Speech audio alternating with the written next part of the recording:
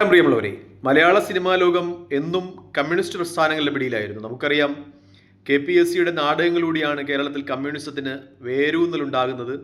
അതിനുശേഷം മലയാള ചലച്ചിത്ര ലോകത്തും കമ്മ്യൂണിസ്റ്റ് അനുഭവമുള്ള സംവിധായകന്മാരും നിർമ്മാതാക്കളും നടന്മാരും ഒക്കെ ഉണ്ടായി. മിക്കപ്പോഴും മലയാള സിനിമ എടുത്തു നോക്കിയാൽ നമുക്ക് തോന്നുക കമ്മ്യൂണിസ്റ്റ് നേതാക്കന്മാരും കമ്മ്യൂണിസ്റ്റ് പ്രത്യയശാസ്ത്രവും ഒക്കെ അതുല്യമാണ്, അമൂല്യമാണ്, അവരൊക്കെ ദൈവതുല്യരാണ്. കോൺഗ്രസ്സുകാരൊക്കെ ഏകദേശം സതീശൻ കഞ്ഞിക്കുഴിമാരാണെന്നാണ്. നമ്മുടെ മിക്ക സിനിമകളും അത്തരത്തിലുള്ള ഒരു അവലോകനമാണ് നമുക്ക് തരുന്നത്. പക്ഷേ സ്ഥിതിഗതികളാകെ മാറുന്നു എന്ന രീതിയിലുള്ള നിരൂപണങ്ങളാണ് പുറത്തു വരുന്നത്. ഈ 2026 VD സതീശൻ മുഖ്യമന്ത്രിയായതിനു ശേഷം കൂടുതൽ നടന്മാരും സംവിധായകന്മാരും ഒക്കെ കോൺഗ്രസുമായി ആഭിമുഖ്യം പ്രകടിപ്പിക്കുന്നു. പ്രത്യേകിച്ചും മുൻനിര നടന്മാരിൽ പലരും കോൺഗ്രസിൻ്റെ വേദികളിലൊക്കെ പ്രത്യക്ഷപ്പെടുന്നു എന്ന ചില ചർച്ചകൾ വരുന്നുണ്ട്. ഒരു പക്ഷേ VD സതീശൻ പ്രഖ്യാപിക്കുന്ന ചില ബഡ്ജറ്റുകളിൽ, നിർദ്ദേശിക്കുന്ന ബഡ്ജറ്റുകളിലൊക്കെയും സിനിമയ്ക്ക് കൂടുതൽ പ്രാമുഖ്യം നൽകുന്നതൊക്കെ ആയിരിക്കാം അത്തരത്തിൽ അവരെ കൊണ്ട് ചിന്തിപ്പിക്കുന്നത് എന്ന നിഗമനം പുറത്തു വരികയാണ്. അതിലേറ്റവും പ്രധാനപ്പെട്ടത് മോഹൻലാലിൻ്റെ ചില വേദികളിലെ സാന്നിധ്യമാണ്. മോഹൻലാൽ VD സതീശൻ മുഖ്യമന്ത്രിയായി തിരഞ്ഞെടുക്കപ്പെട്ടപ്പോൾ അദ്ദേഹത്തിൻ്റെ സ്വന്തം നിയോജക മണ്ഡലമായ പരവൂരിൽ അദ്ദേഹത്തിന് കൊടുത്ത ഒരു അനുമോദന ചടങ്ങിൽ മോഹൻലാൽ സന്നിഹിതനായിരുന്നു. അവിടെ അദ്ദേഹം പ്രസംഗിച്ചത്, മോഹൻലാൽ VD സതീശനെ പുകഴ്ത്തിക്കൊണ്ട് പ്രസംഗിച്ചത്, കേരളത്തിൻ്റെ ചരിത്രത്തിൽ ആദ്യമായി ജനങ്ങൾ ശബ്ദമുയർത്തി മുഖ്യമന്ത്രിയാക്കിയ ഒരു വ്യക്തിയാണ് VD സതീശൻ എന്നാണ്. പരവൂർ മാത്രമല്ല, കേരളമാകമാനം VD സതീശൻ മുഖ്യമന്ത്രിയാകുന്നതിന് വേണ്ടി ശബ്ദമുയർത്തി എന്ന് മോഹൻലാൽ ആ വേദിയിൽ പറയുകയുണ്ട്. അതായത് മോഹൻലാലിൻ്റെയൊക്കെ രാഷ്ട്രീയം എന്ന് പറയുന്നത് ഒരു സംഘപരിവാര അനുകൂല രാഷ്ട്രീയമാണെന്ന് പൊതുവെ വിലയിരുത്തപ്പെടുന്ന സമയത്താണ് അദ്ദേഹം വളരെ വ്യക്തമായി തന്നെ VD സതീശനെ ഒരു വേദിയിൽ പുകഴ്ത്തുന്നത്. മാത്രമല്ല, അതിനുശേഷം സംസ്ഥാന സർക്കാർ ആഭ്യന്തരമന്ത്രി രമേശ് ചെന്നിത്തല കൊണ്ടുവന്ന തൂഫാൻ പദ്ധതി, അതായത് മയക്കുമരുന്ന് വേട്ടയുമായി ബന്ധപ്പെട്ട ആഭ്യന്തര വകുപ്പിൻ്റെ പുതിയ പദ്ധതിക്ക് അതിൻ്റെ ബ്രാൻഡ് അംബാസിഡർ ആകുന്നത് നടൻ മോഹൻലാലാണ്. അപ്പോൾ അദ്ദേഹത്തിന് ആ ചായ്വ് കുറച്ചുകൂടി വ്യക്തമാക്കുന്ന സമീപനങ്ങളാണ് ഇതൊക്കെ എന്നൊക്കെ രീതിയിലുള്ള നിരൂപണങ്ങൾ വരുന്നുണ്ട്. മറ്റൊന്നുകൂടി ഇതോടനുബന്ധിച്ച് സംഭവിക്കുന്നുണ്ട്. അത് പ്രധാനപ്പെട്ട ഒരു കാര്യമെന്ന് പറയുന്നത് മോഹൻലാലിൻ്റെ മകൾ ജന്തർ മന്ദറിൽ പാറ്റകളുടെ സമരത്തെ അനുകൂലിച്ച് നടത്തിയ പ്രസ്താവന, അതിനെതിരെ മേജർ രവിയുടെ ആരോപണങ്ങൾ, മേജർ രവി ഒക്കെയും ആ ആരോപണങ്ങളുമൊക്കെ തള്ളിക്കളഞ്ഞുകൊണ്ട് മോഹൻലാലിൻ്റെ ഒരു പ്രസ്താവന ഉണ്ടാകുന്നു. തൻ്റെ മകൾ പ്രായപൂർത്തി ആയ ആളാണ്, അവൾക്ക് അഭിപ്രായം പ്രകടിപ്പിക്കുവാൻ അവകാശമുണ്ട് എന്നൊക്കെ പറയുമ്പോൾ മോഹൻലാൽ കുറച്ചുകൂടി കോൺഗ്രസ് അനുഭവ രാഷ്ട്രീയത്തിലേക്ക് വരുന്നു എന്ന രീതിയിലുള്ള രാഷ്ട്രീയ നിഗമനങ്ങൾ വരുന്നുണ്ട്. നേരത്തെ മോഹൻലാലിൻ്റെ ചില പ്രസ്താവന ഉണ്ടായിരുന്നു. അദ്ദേഹം പറഞ്ഞത് നരേന്ദ്രമോദിയെ ഓരോ സമയത്ത് സന്ദർശിക്കുമ്പോഴും അദ്ദേഹത്തിന് പോസിറ്റീവായ ഊർജ്ജം ലഭിക്കുന്നു എന്നാണ്. അദ്ദേഹം മിക്കപ്പോഴും മോഡിയെ ഇൻഡിവിജ്വലായിട്ട്, വ്യക്തിപരമായിട്ട് മോഡിയെ നേരിട്ട് കണ്ടിട്ടുണ്ടെങ്കിൽ പോലും ഒരിക്കലും മോഡിയുടെ രാഷ്ട്രീയ വേദികൾ അദ്ദേഹം സന്നിഹിതനായിരുന്നില്ല. നേരത്തെ ശോഭനയും നവ്യ നായരും വൈക്കം വിജയലക്ഷ്മിയും ഒക്കെ പങ്കെടുത്ത BJPയുടെ ഒരു യോഗത്തിൽ മോഹൻലാലിന് ക്ഷണമുണ്ടായിരുന്നിട്ടും അദ്ദേഹം പങ്കെടുത്തിട്ടില്ല എന്നാണ് എൻ്റെ അറിവ്. പങ്കെടുത്തിട്ടുണ്ടെങ്കിൽ അതിൻ്റെ തെറ്റായ അറിവാണ്. അങ്ങനെയാണെങ്കിൽ നിങ്ങൾ കമൻറ്റ് ചെയ്യുക. എൻ്റെ ഒരു അറിവ് വെച്ച് അദ്ദേഹം പങ്കെടുത്തിട്ടില്ല. പക്ഷേ കോൺഗ്രസിൻ്റെ വേദിയിൽ VD സതീശനെ അഭിനന്ദിച്ചുകൊണ്ടുള്ള പരവൂരിൽ കൂടിയ ആ യോഗത്തിൽ അദ്ദേഹം പങ്കെടുക്കുന്നു, VD സതീശനെ പ്രകീർത്തിച്ചുകൊണ്ട് സംസാരിക്കുന്നു എന്നൊക്കെ പറയുമ്പോൾ അദ്ദേഹത്തിൻ്റെ രാഷ്ട്രീയ മാറ്റം ഉണ്ടാകുന്നു എന്ന രീതിയിലുള്ള നിഗമനങ്ങൾ തന്നെയാണ് വരുന്നത്. മമ്മൂട്ടിയെക്കുറിച്ചും ഇങ്ങനെ ചില അഭിപ്രായങ്ങളും നിരൂപണങ്ങളും ഒക്കെ വരുന്നുണ്ട്. നേരത്തെ വയനാട് സർക്കാർ വെച്ചു കൊടുത്ത ദുരിതാശ്വാസ ഭവനങ്ങളിൽ, ഈ അവിടെ പ്രളയത്തിൽ ഉരുൾപൊട്ടലിൽ വീട് നഷ്ടപ്പെട്ട ആളുകൾക്ക് സർക്കാർ വെച്ചു കൊടുത്ത ഭവനങ്ങൾ സന്ദർശിക്കുന്നതിനിടയിൽ മമ്മൂട്ടി അന്നത്തെ വയനാട് CPMൻ്റെ ജില്ലാ സെക്രട്ടറിയോട് പറയുന്ന ഒരു രംഗം മാധ്യമങ്ങളൊക്കെ ചർച്ച ചെയ്തിരുന്നതാണ്. ഒപ്പം നടന്നു നീങ്ങിയ, മമ്മൂട്ടിയോടൊപ്പം ആ ഭവനങ്ങൾ സന്ദർശിക്കാൻ നടന്നു നീങ്ങിയ വയനാട് ജില്ലാ സെക്രട്ടറി റഫീഖിനോട് മമ്മൂട്ടി പറയുന്നു, നിങ്ങൾ എന്നോടൊപ്പം വരരുത്, എങ്കിൽ ഞാൻ നിങ്ങളുടെ ആളാണ്, തെറ്റിദ്ധരിക്കും, അല്പം മാറി നടക്കുവാൻ പറയുന്നു.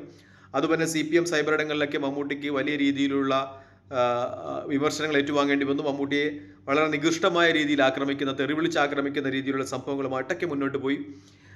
അതിനുശേഷമാണ് സിനിമാ ലോകത്ത് ഇങ്ങനെ ഒരു രൂപമാറ്റം ഉണ്ടാകുന്നതായി റിപ്പോർട്ടുകളൊക്കെ പുറത്തു വരുന്നത്. അന്ന് മമ്മൂട്ടിയോട് DYFI പ്രവർത്തകരും CPMൻ്റെ സൈബറിടങ്ങളും സ്വീകരിച്ച നടപടികൾ, അല്ലെങ്കിൽ മമ്മൂട്ടിയെ രൂക്ഷമായി വിമർശിച്ചത്, അദ്ദേഹത്തിൻ്റെ റെസ്പെക്റ്റ് ചെയ്യാതെ, മഹാനായ ഒരു കലാകാരൻ എന്ന റെസ്പെക്റ്റ് അദ്ദേഹത്തിന് കൊടുക്കാതെ CPMൻ്റെ സൈബറിടങ്ങൾ രൂക്ഷമായി വിമർശിച്ചത് സിനിമാ ലോകത്ത് കമ്മ്യൂണിസ്റ്റ് പാർട്ടിയോട് അതൃപ്തി ഉണ്ടാക്കി എന്നുള്ള ചില നിഗമനങ്ങൾ പുറത്തു വരുന്നുണ്ട്.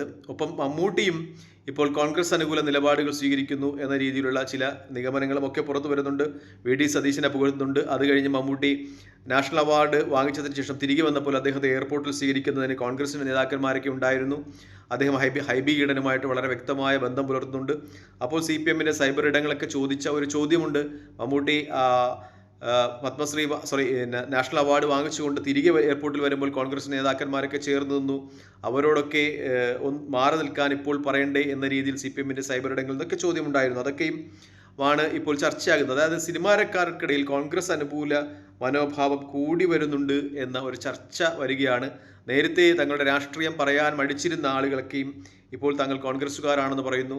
കഴിഞ്ഞ ചലച്ചിത്ര അക്കാദമിയുമായി ബന്ധപ്പെട്ട് പ്രവർത്തിച്ചിരുന്ന പ്രേംകുമാർ, അദ്ദേഹം കൂടുതൽ സജീവമായി കോൺഗ്രസിൻ്റെ ഭാഗമാകും എന്ന് പറയുന്നു. ഒപ്പം കുഞ്ചാക്കോ ബോബൻ, അദ്ദേഹവും ഉമ്മൻചാണ്ടിയുടെ കുടുംബവുമായിട്ടുള്ള ബന്ധം ദൃഢമാണ്. അദ്ദേഹം കൂടുതൽ കോൺഗ്രസ് അനുകൂലമായ സമീപനങ്ങളുമായി മുന്നോട്ട് വരുന്നു എന്നൊരു യാഥാർത്ഥ്യമുണ്ട്. ഒരുപക്ഷേ രമേശ് പിഷാരടിയുടെ സാന്നിധ്യമായിരിക്കാം, അദ്ദേഹം MLA ആയതായിരിക്കാം, സിനിമക്കാർക്കൊരു പ്രതിനിധി ഉണ്ടായതായിരിക്കാം ഇത്തരം ഒരു നിലപാടുകളിലേക്ക് സിനിമാ പ്രവർത്തകരെ കൊണ്ടുചെന്നെത്തിക്കുന്നത് നിഗമനം വരുന്നുണ്ട്. നേരത്തെ മുകേഷും ഗണേഷുമൊക്കെ ഇടതുപക്ഷ MLA-മാരും ഗണേശ് ഒരു UDF-യെ പ്രതിനിധീകരിച്ചിട്ടുണ്ട്, LDF-നെ പ്രതിനിധീകരിച്ചിട്ടുണ്ട്. എങ്കിൽ പോലും കൂടുതൽ സിനിമാക്കാരുമായി ചേർന്ന് നിൽക്കുന്ന ഒരാളെന്ന രീതിയിൽ രമേശ് പിഷാരടിക്ക് ലഭിക്കുന്ന ഒരു സ്വീകാര്യത കൂടി സിനിമാ പ്രവർത്തകരുടെ കോൺഗ്രസ് അനുകൂല വികാരമുണ്ടാക്കുന്നതിന് കാരണമായി എന്ന രാഷ്ട്രീയ നിഗമനം നടക്കുന്നുണ്ട്.